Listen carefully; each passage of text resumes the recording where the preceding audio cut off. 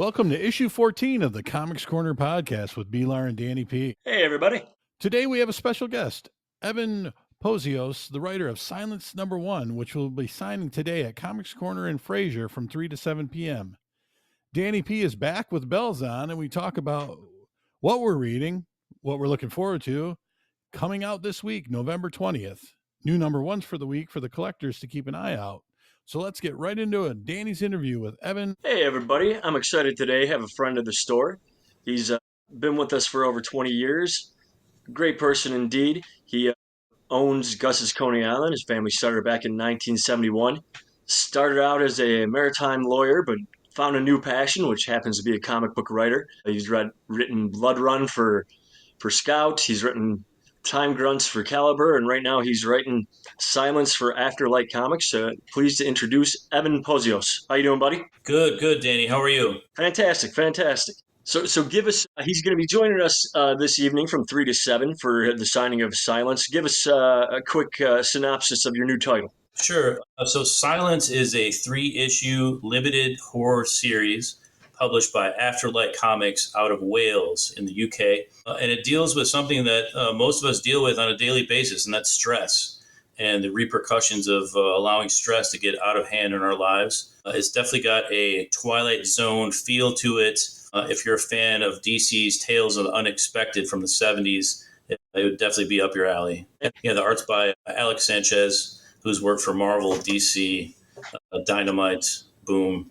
So this is my first time to get to do an interview. Brian's done a couple, so I brought a couple questions with me. So, for me, I just always wanted to run a comic book shop because I grew up in my pops' shadow, and I took over for him. But what inspired you to be a writer, and what comic book just kind of grabbed you, made you want to jump in?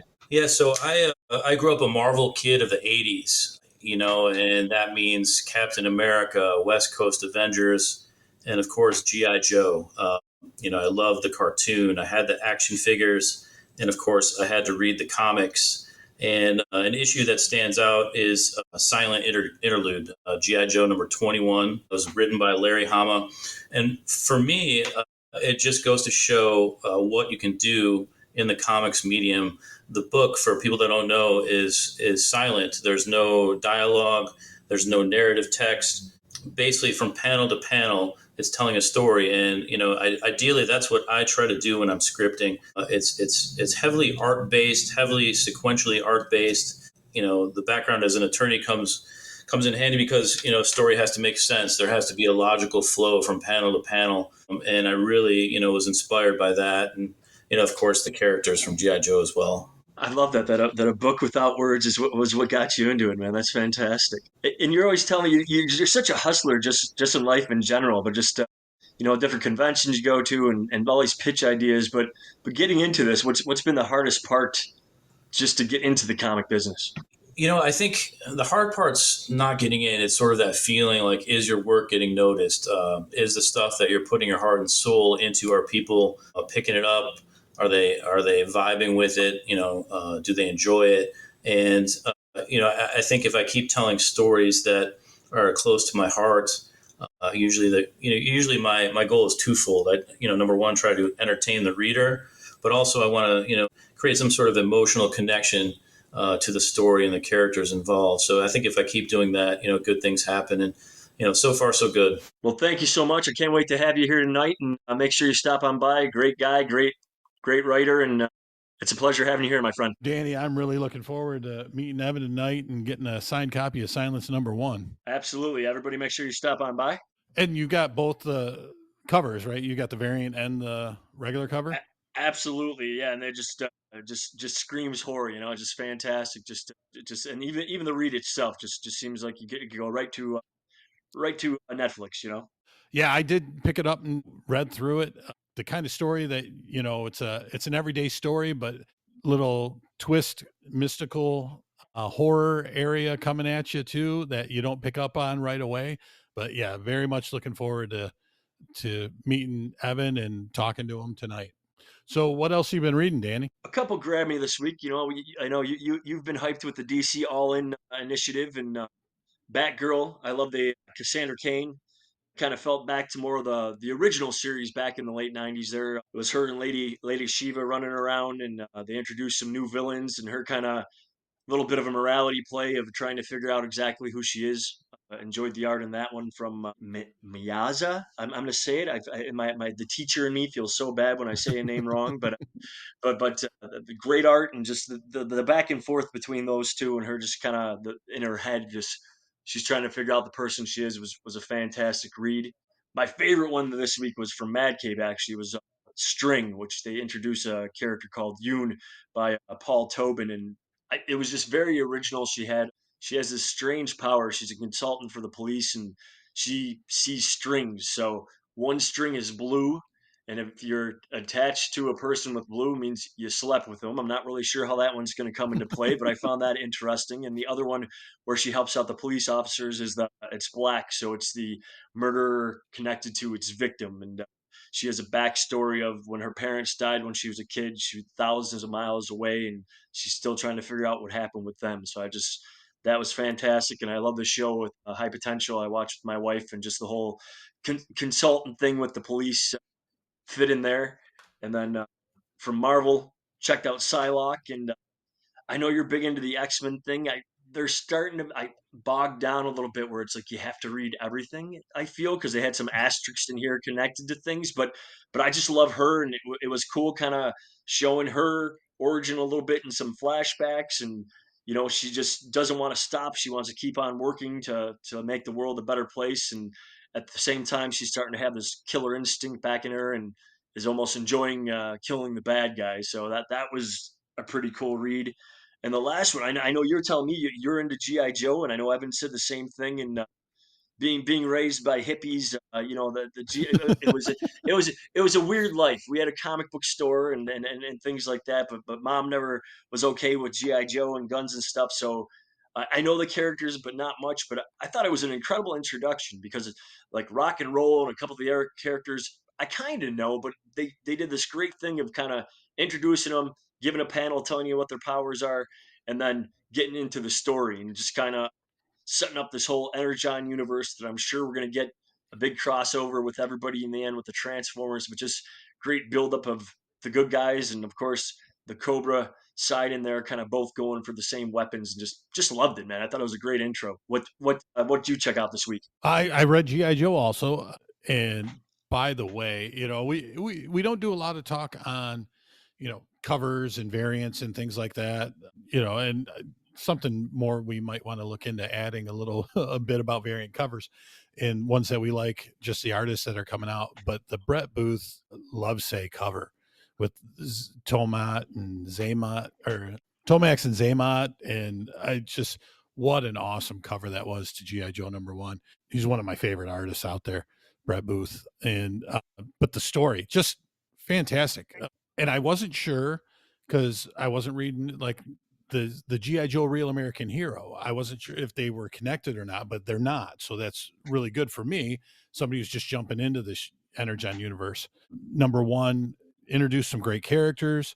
The one thing I didn't talk about last week when I was talking about GI Joe was one of the big differences between the comic book and the TV show was they always used lasers in the TV show, and because they couldn't use bullets, it was too, you know, adult to have these guys run around shooting bullets at people.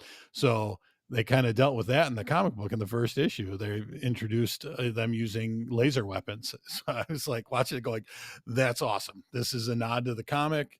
Great job. So I've read DC versus Vampires World War V, although I called it World War V last week. It's DC versus Vampires World War V for Vampire, Brian. Yeah. #4. Good issue. Damian issue. We talk about him some more. Batman showed up last in issue 3. They reveal his true identity. Alfred has got Hal Jordan's Green Lantern ring. He's now a Green Lantern. And we got, the whole big topic in this one. The big idea is there is a baby who is Mr. Miracle's baby that through, we don't know how yet, can clear up this vampire disease that is causing all the vampires and everything. And we've got John Constantine looking for the baby, and then we've got the on the villain side, I think it's Granny Goodness. So it was a cloaked older woman with a hood on who is now working with the vampires and trying to find this baby. I read Power Rangers Prime. You know, you called it the absolute Marvel or Ultimates version of Power Rangers. Absolutely agree. It's a backstory goes with in 1954 we get invaded by the Beast Brigade, and there are Power Rangers around that were fighting them, but it wasn't enough. And an alien race called the Alterians show up to help us defeat them, and they stay here and colonize the Earth. And now in our time, it isn't the best for the humans. So they have Lauren, who was the Red Samurai Ranger, has shown up, and just looks like it's going to develop into a long story, looking pretty good. And then I read Arcbound, Dark Horse. It was Scott Schneider who worked with Tom Hardy to create the characters, and it's kind of the earth is out there looking for materials that they have to mine, and they're instead of working with the planets, they're just invading them and taking over. So, and Kai, who is the main character, learns that they're not even negotiating anymore, they're just going in and killing everybody, and has a crisis of faith because he finds out that the army that he's part of is just going in, and one world actually surrendered, and they go there and start killing everyone, and they're just telling their troops to go fight. So that's what I've been reading. I have a question about the DC vampires, as I haven't gotten to that. So, like, is everybody vampires? Is Alfred a vampire that's a Green Lantern now, or do they still have that humans are still kind of able to hide out in that universe?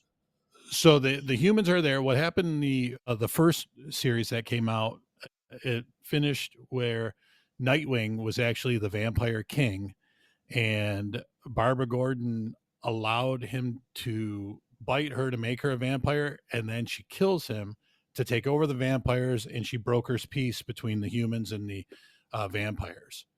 And this we pick up where she was still the vampire queen, and Damien is fighting. He's a vampire, but he's still fighting the vampires.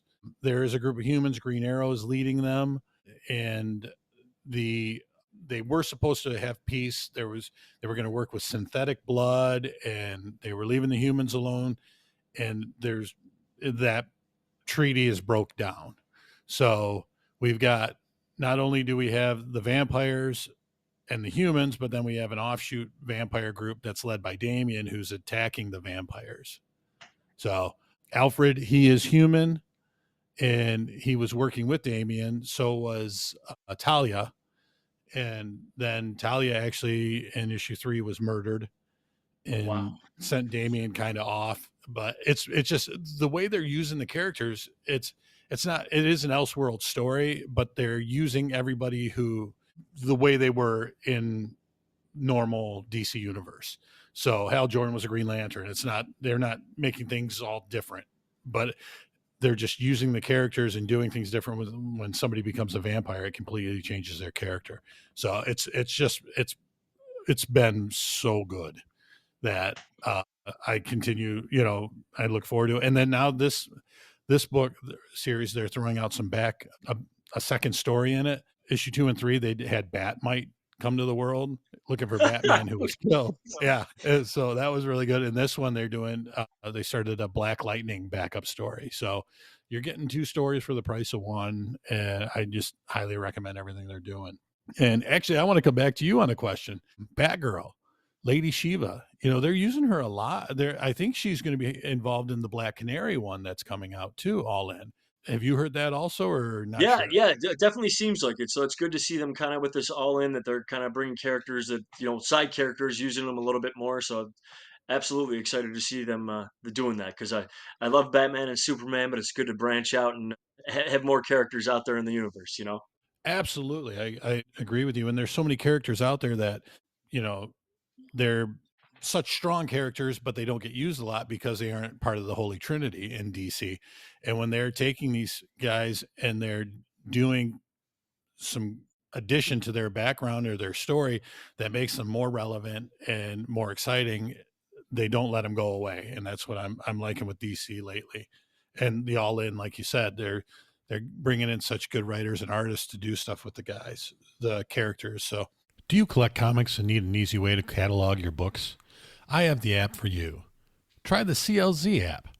This app gives you the ability to scan your books using a barcode or individually or as a series. Just type in the book name and click the box, and boom, the comic is in your collection. The app has variant covers and most new books each week, even the independents. You can try the CLZ app for free for 7 days. After the trial period is up, it is only $1.99 a month or $19.99 for the year. So get the CLZ app wherever you download your apps today. What are you looking forward to for this week? Well, to stick with the DC, a question all along the Watchtower. I just love that it's coming back to that all-in special. So far with all the absolute titles, that was one whole side of that book, and it's nice to see them just not having throwaway stuff. So they talked about Montoya, kind of being in charge of, as we get closer to here to having a Justice League again, being in charge of the Watchtower. So I'm excited to see that's going to be a new miniseries of her being up there and what she does with it. Right. Terminator number Well, two. Oh, yeah, I'm going to go back, jump in go back. on you if you're Yes, go okay. ahead. Sorry. No, go ahead, man. The Please, yes. with Renee Montoya, she was in charge of Garden City. Sorry, Dad lives in Garden City. Threw me off. Gotham City Police, and she was commissioner, and they fire her, and they bring in Vandal Savage to be commissioner. So I didn't know what they were going to do with her because I knew she was the question, but I was so glad to see that they took her. They didn't push her in the background. They're using her, not only that, but they're making her the Watchtower guardian. Basically, Yeah, she's the one who's going to keep an eye on the Justice League. yeah, and it's cool just to see. I mean, she's been that since the 52 going all the way back. How many, man, time flies. I want to say almost 10 years. So it's cool to see the continuity just kind of not go away. I know not everything can stay the same, but it's nice to see them still use things like that from the past. Definitely. And Sorry about interrupting you, but no, please go do, man. on. We're just chatting. So no. But yeah, the next one, I know one of the books you're going to bring up. I'm going to talk about distributing issues lately, but Terminator number 2 kind of came out last week, but it's officially this week. For whatever reason, Diamond didn't send us that one till Friday. But I really love the first issue. It just had the flavor of the movie, and just was about kind of two people that were part of the revolution against the machines, and just it was a sad story of how they kind of had to hide underground their whole lives. And this issue looks more of the same of a Terminator coming after more people that help out in the future, and it's just cool to see that. It's I don't like all things sad, but it's kind of cool just seeing if they catch him or if they don't catch him by the end. I've enjoyed that, and this one is more. I'm more excited because my son, who's 26, Tyler, he's never really gotten into the comic book universe, and he's actually very excited about TMNT Naruto. So I know you and I were both saying we don't know much of that universe of manga and anime, and but I'm excited for this one and definitely going to check it out. And he got the poster, and he's excited for the comic book this week. And the last one was from Marvel.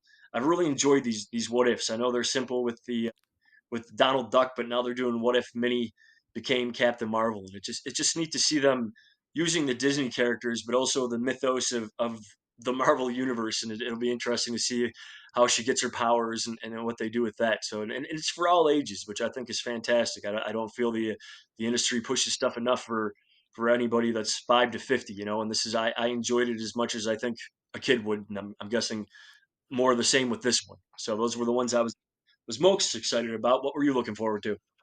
Well, I have a good friend of mine, and his daughter is young. I'm gonna say she's too young to be getting a comic book yet, but her favorite character right now is Minnie Mouse. So I am gonna get that book for her. Scarlet Wallace Seals. That's going to be a book that I will hold on for her and pass it along to her in the future. So definitely going to pick that up. As the X-Men stuff continues to come out, it's starting to get more and more, like you said, from the ashes this week. We have Exceptional X-Men number 3 is coming out. Looks like Kitty and Emma Frost are going to have some issues they need to work out. Phoenix number 5, Sentinels number 2, Storm number 2, and Wolverine number 3 are all coming out. DC Batman Superman World Finest number 33. We got that Eclipso story where Eclipso has possessed Superman and Batman, and basically the rest of the world's screwed because if you control those two, yeah, the rest of us we're done. Jenny Sparks number 4. I've really been enjoying this. It's a Black Label book, so I know it's alternate universe, but Captain Atom is just nuts. And you really don't want the most powerful being in the universe to kind of lose his shit. And that's what's been going on with this one. So he's been at a bar, and half the time he's naked because he takes his suit off and doesn't have clothes underneath. He's just with these people he's holding hostage, and they're trying to figure out how to get through to him. And Jenny Sparks is doing what she can. So The Moon is Following Us number 3. Last issue 2, there was a lot of development in that one. They explain why the girl is where she's at in the other universe, and how the mom and dad what they can do to save her. So we could see the follow-up on that. And then Rockefellers number 1, Ghost Machine. It's Peter Tomasi and Francis Manipal. Their book, it's not in the same universe as Geiger or Hyde Street. It's the new universe they're coming out. I believe they're calling it like Family Odyssey. So that's coming out this week. And yeah, and I was super pumped for that one too. But like I said, that's one of those that, for whatever reason, we'll definitely have that one next Tuesday. But they didn't send us the right amount of that one. So luckily we'll be getting it. But we'll have to wait a couple extra days. But yeah, that so far everything that has Ghost Machine on the cover, I've loved. So I'm hoping they keep it going. I agree. And one that we both had talked about, Jeff Lemire's book, Minor Arcana, or Minor Arcane. That number 3, some websites I've seen has it listed coming out this week, but it did ship last week too, didn't it? That was another one again. That's another one that was on last week's list, didn't come out, but then I got it on Friday. But like you said, using some of the other sites, they have it coming out this week. And I think, and I know Diamond had already sent me a thing again that might happen with a couple of the Dynamite titles this week. So, you get humans involved, things happen, and it's nobody's fault. Patience is okay, but yeah, for some reason the lists have been a little off these last 2 weeks. So hopefully we get it back on schedule. Well, we're ready for our new number 1s for today, November 20th, and we got Archie Comics is coming out with Archie is Mr. Justice. Archie with superpowers. That'll be interesting. Dark Horse has Barstow number 1 and You Never Heard of Me. We mentioned DC Comics, Question All Along the Watchtower. IDW has Godzilla Rivals King Ghidorah vs. Space Godzilla. Sonic the Hedgehog Knuckles Special. And Teenage Mutant Ninja Turtles Naruto. Image has Moondogs number 1. Mad Cave has Spectrum number 1. Marvel, we talked about Minnie became Captain Marvel, the What If story. And then Venomore, It's Jeff number 1. Scout Comics has Fear City Thumper number 1. And that is a terrifying looking cover. If you get it's fantastic, though. Just a crazy looking rabbit. I can't wait to read that one. I mean, yeah, when we're opening up books, and that looks like a good one. When I saw the cover, I'm like, Dan's going to like this one. Yes.